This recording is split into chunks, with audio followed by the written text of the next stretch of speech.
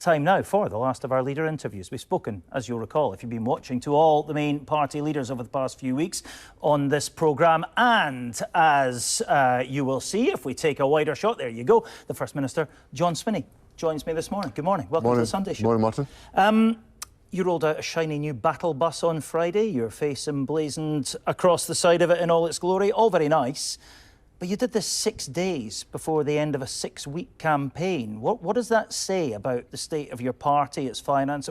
We're a long way, aren't we, from the days of adulation in a packed-out hydro and helicopters flying around the country? Well, what it says is that we deploy our resources at the right time to make the maximum effect on the election outcome. So I took a decision that we would put significant effort into ensuring we delivered a final push to our election campaign, which is why we have a campaign bus that's going around the country starting on Friday. I'm just about to go and join it later on this morning, and we'll continue our travels around key constituencies in the country, and I'll be doing that right up until polling day, and there'll be other things that will be deployed in the course of the next few days, which will be about motivating people who want to ensure that Scotland's interests are protected in this election, come out to vote for the Scottish National Party on Thursday. OK, I mean, you know what I'm getting at here. I mean, you would have ideally had that bus for the whole 6 weeks had circumstances been different. How far is this from the campaign you would have wanted to run? That would have been a waste of money. Well, you don't have much money, that's what I'm getting at. Well, we've got enough money to fund this election campaign, to fund it in the right fashion. To have a campaign bus for 6 weeks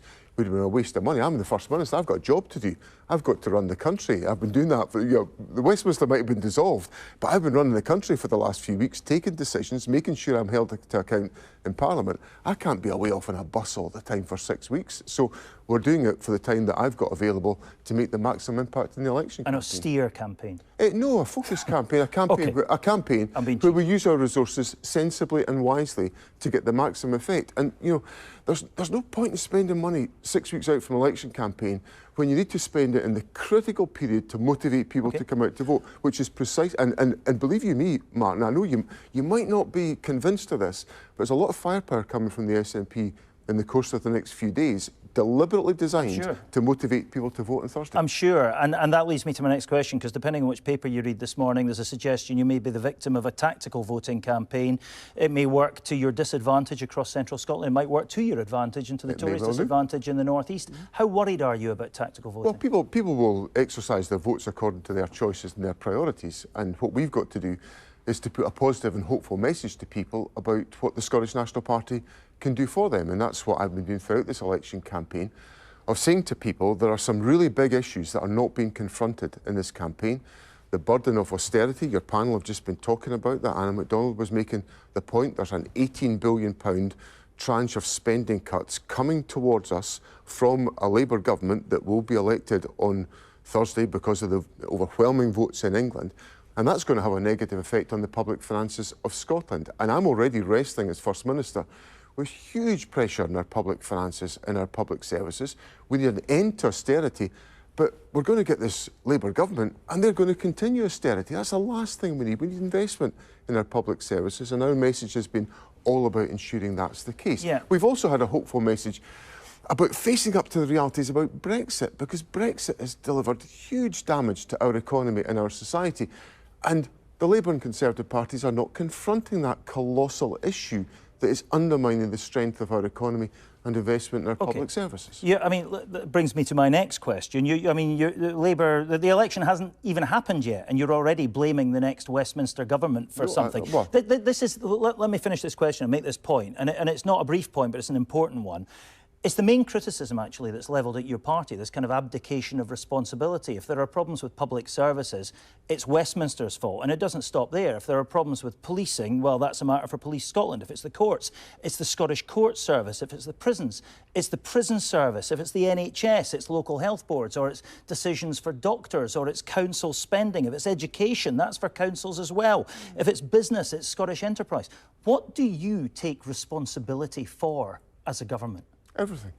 Do you? Because you seem to, the accusation is you deflect responsibility. I've just given you a list of areas where you say it's somebody else's fault or problem. Well, I don't say these things. Do you ever watch First Minister's Questions? Always, every single week. Well, I'm glad to hear that you're one of the audience, because that's where I'm held to account for the performance of the government. That's been for a relatively short space in time, I accept.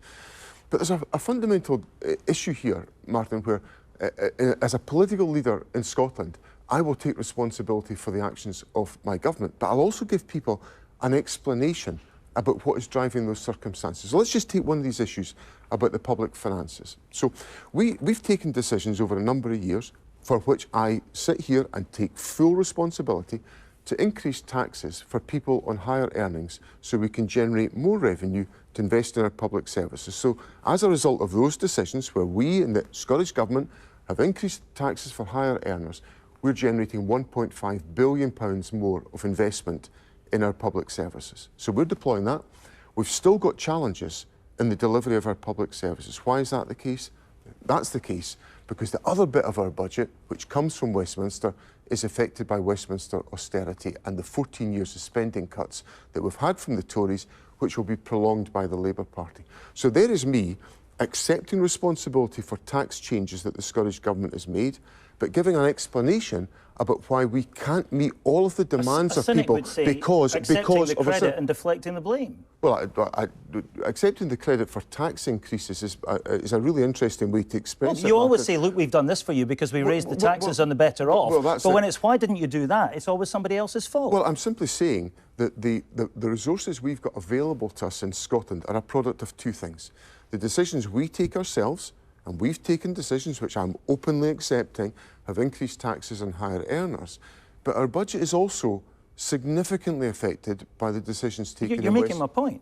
We can do the things we want to do because we've raised taxes, but here's the problem. We can't do some stuff because it's somebody else's fault. Do you think it's a reasonable criticism? Out with public policy, police, NHS, education, courts, business, all those things, is it unreasonable to suggest that blame or the reasons for failings are always pointed further down the track than central government? No, because I don't think that's what we do. What we're doing is giving an explanation which is central to this election campaign, that austerity is killing our public services. That's what's happening. I can't say it any more bluntly than that, and I've been saying it for 6 weeks. And the Institute for Fiscal Studies has just in the course of this week, has demolished the Labour position on public investment because they have said there is going to be £18 billion worth of spending cuts, which Labour have signed up to. So what I've been saying for 6 weeks, that there's going to be a continuation of austerity under an incoming Labour government, has been completely validated by the Institute for Fiscal Studies. What's the UK's debt to GDP ratio at the moment? Well, it's very close to 100%. Yeah, so what should they be doing? They should be borrowing more. Well, what they've got to do is, what the Labour Party, the mistake the Labour Party is about to make, is they're going to sign up to the same fiscal rules as the Tories. And they're not accepting the importance of long-term investment in the economy. Now, we've set out in our manifesto the need for us to move to fiscal rules which acknowledge the importance of investment in public infrastructure to strengthen the economic foundations of the country. Now, we're experiencing in Scotland today cuts in our capital budget, which will make it more difficult for us to invest in roads, rail projects, schools, hospitals, all the rest of it. And that's essential infrastructure investment for the long-term stability of the economy. Are you saying the Labour manifesto doesn't mention growth? It's entirely based on growth. Well, it doesn't, on investment in the public finances, it does not do what is necessary. That's how you generate the money to invest in the public finances, isn't it? Well, if you can generate that growth. But my point is, I don't think there's a growth proposition from the Labour Party because there isn't sufficient investment in our public services. Let me move on.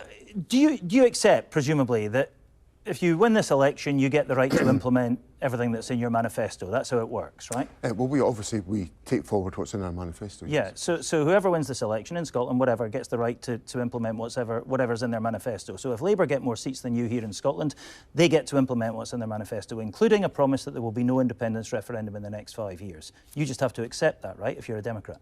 Well, I think there's a bit of a complex discussion to be had there. No, it's in the manifesto. You just said they get to implement it. There's a complex question here because in 2021, the people of Scotland voted to elect a Scottish Parliament which was committed to delivering a referendum on independence and for Scotland to become an independent country. That's the last election. What about this election? Well, the key thing is that the mandate that was given to the Scottish Parliament should be respected. Why does a mandate from 3 years ago trump a mandate from next Thursday? Well, because quite simply, we were invited to go and get that mandate in the Scottish Parliament elections, and we got it. But this is the next democratic exercise. Well, but my point is that we believe, Labour leader in Scotland stood beside me in the BBC debate in Bute Hall and said the people of Scotland should be able to determine their own future. And in 2021, they decided to elect a Scottish Parliament that was committed to having a referendum on independence and ensuring that independence happened as a result. And I think that should be respected. Right. The problem is that actually Holyrood doesn't have the power to hold that. You've taken that as far as you can. You've taken it to the Supreme Court and they ruled that it's an issue for Westminster. So surely, actually, primacy should go to what the Scottish public decide in a Westminster election. That's how you get things changed. Well, I believe in the sovereignty of the people of Scotland, and the people of Scotland voted in 2021 for that mandate to exist, and it should be honoured, and it should have been honoured before now. So a 3-year-old mandate trumps whatever happens well, next Thursday. I think that mandate from the people of Scotland should be honoured. OK. On tax, in your manifesto, you call for VAT and national insurance, the powers for varying VAT and national insurance to be devolved to Holyrood. Let's look at VAT first. It's it's one of these invisible taxes. It's 20% on virtually everything that we buy. It affects all of us all the time. Would you put that up? Obviously, individual governments would take their decisions in relation to the exercise of those powers. And presumably, you know what you want to do with it if you want the power. Well, there are obviously a variety of things you can do with VAT. There are, but what would you want to do? In some sectors, you can vary VAT to provide a competitive advantage, for example, in the tourism and hospitality sector, where there is significant burdens of VAT. But those are obviously choices you have to make once you have the financial data available about the budget choices that are available to you. You must know what you want to do with it. If you're, no point in getting the power and just staring at it on the shelf. What's your plan? Well, that's how you exercise your powers in any budget process. I'm asking what your plan is. Well, yes, and how you do that is you exercise those choices when you have a budget settlement to put in place. But you're asking people to give you the power.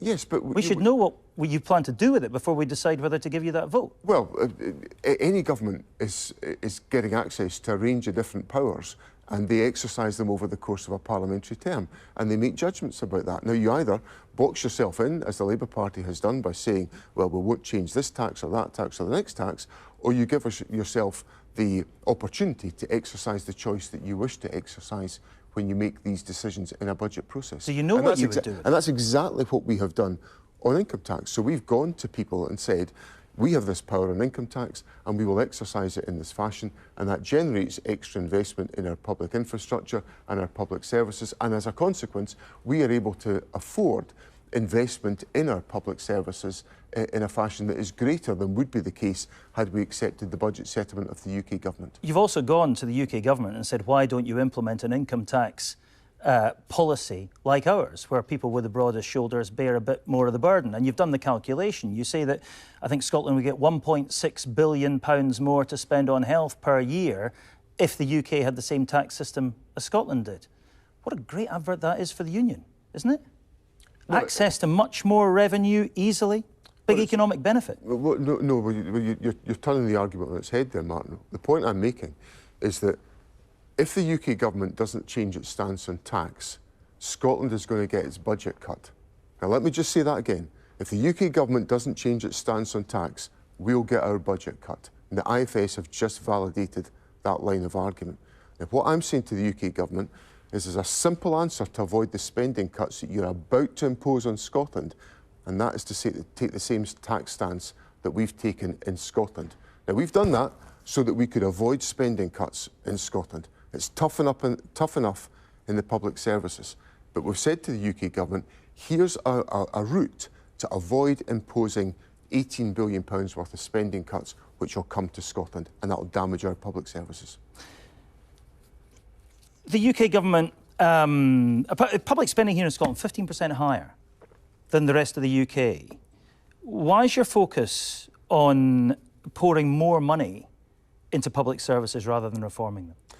Well, it's got to be a bit of both, Martin. Public services are reformed as a consequence of steps that we've taken. You know, we've taken big reform packages, for example, the creation of Police Scotland or the Scottish Fire and Rescue Service, the reform of the delivery of social care. We've integrated health and social care at local level within Scotland. So how are they all working at the moment, do you think? Well, there's big challenges there because of delayed on health and social care. And on the police? Well, crime is at one of the lowest levels in 50 years, as one example. And on health and social care, there's a huge problem about delayed discharges. Now, why is that a problem? That's a problem because we can't deliver enough social care packages in the community. Why has that happened? Because of Brexit. We've lost working age population. So there's another example of why Brexit has been such a disaster for Scotland, because after Brexit, lots of people who were delivering social care in our community left the country, they went back to the places they'd come from, and we quite simply don't have enough social care personnel in the community to deliver those social care packages. Hence, there are too many people who are staying longer in hospital than they require to stay. So that's Now, we've undertaken lots of reform to integrate health and social care at local level. We want to take further steps on all of that. We're working with partners to do that. But the key question is we don't have enough of a working age population, which is the product of Brexit. One of the papers this morning saying Labour are getting ready to talk to you about that, solve that situation, work on migration. Are you in discussions in the back channels at the moment on that? Not yet, no. Nobody's approached us. Were you surprised to see that headline this morning? I welcome it, because if it's an indication of some of the practical steps that might come from intergovernmental relations with an incoming Labour government, then nobody will engage in that more strongly than me. But allow me to just be a wee bit doubtful about it, because that may be on the front page of a Scottish newspaper, but Keir Starmer and Yvette Cooper are on every UK television channel saying they're going to shut the door firmly on immigration. So I just UK-wide, they could have a separate Scottish policy quite easily. Anna Sarwar seems to be reasonably receptive to that. Well, let's see what happens. I'll certainly engage in that, because we need a solution like that. And if I take you back 20 years, the previous Labour and Liberal executive brought forward a fresh talent initiative, which we supported in opposition because we recognised it was something that would benefit Scotland. And I'll work constructively to try to take forward measures like that. But just allow me to put the point forward that the Labour Party has taken a very, very hostile attitude towards migration, and we'd have to see how that would work out in practice. You talk in your manifesto about tackling the cost of living crisis by giving what you call urgent support to households. A lot of that's about government benefits, government-funded schemes. You were talking about growing the economy earlier on. Shouldn't a bigger priority be on helping people out of poverty? Anna Sarwar was in that stool last week saying we're all about getting people into jobs, not giving them benefits. Shouldn't your focus more be on improving people's life chances generally than giving them handouts? I think you should. I think you've got to do. I think the terminology, frankly, of handouts, I don't like, Martin. I don't like it. I don't think it's a good way to express these things. I think if I look at the Scottish Child Payment, the Scottish Child Payment is stopping children starving, and we're paying for it in Scotland, and I'm proud that we're doing that. That's keeping children out of poverty. 100,000 children being kept out of poverty, and they're being fed properly. And then when they go to school, they're getting better supported with some of the assistance in terms of free provision of school meals and things like that that help children. Now, but that's one benefit. If you created 7 in the last 8 years since you've had the power to create benefits. But there's a range. But there's a range of. If you look at our child poverty plan, what our child poverty plan is a mixture of is support to families to boost their incomes so that children are not starving, but they're also support to families so that parents can get back into work. So the early learning provision that we have in Scotland, which is double the provision that we had when we came to office, and is far superior to anything on offer in any other part of the United Kingdom. That early learning childcare offer helps parents get back into work. What I'm saying is that's... And we then give them the support. Now, Sir Tom Hunter, who you're talking to before, I've worked with Sir Tom before on schemes and supporting individuals to essentially get wraparound support to transform their lives. Early learning childcare, access to transport, family food support, employability support. And as a result, there's some real success stories of people's lives being transformed.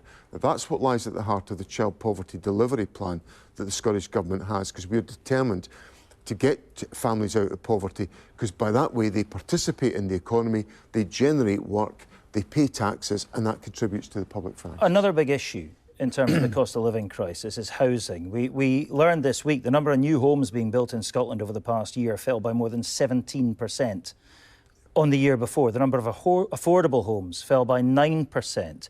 Why is your government going backwards on this? Well, we've actually managed to build, comparatively speaking, within other countries of the United Kingdom, more houses per head of population and more affordable homes per head of population than other parts of the United Kingdom. The number of homes finished by housing associations fell by almost a third. Yes. And you've cut the affordable housing budget by a third, by £200 million. Well, what do you think that's going to look like next year? Well, that goes back to the point I was making earlier on, that I can't spend money I don't have. Well, you can prioritise it.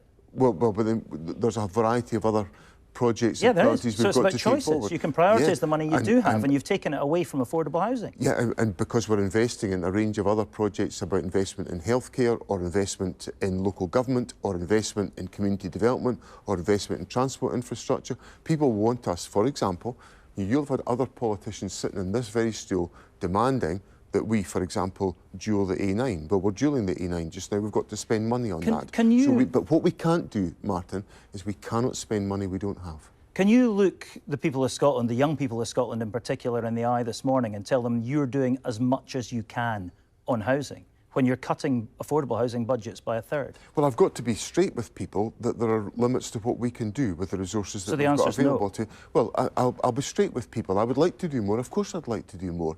But I can't spend money that I don't have. And that's why throughout this election campaign, I have said there is a conspiracy of silence between the Labour Party and the Conservative Party about the crisis in our public finances. Now, I know what it's all about because I'm the First Minister of Scotland, and I am across all of the detail of all of the issues that we are facing. And the public finances are in crisis. They need to be strengthened. They need to have more investment.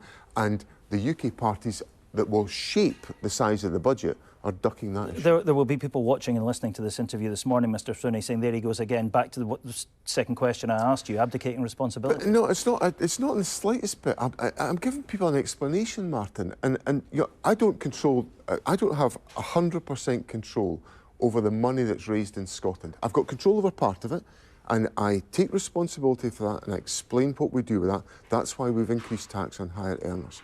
But there's a huge wad of the resources that come to us through the block grant that I do not control. And I think it's only fair that I give the public an explanation that the UK political parties have signed up to an approach that will cut our public spending.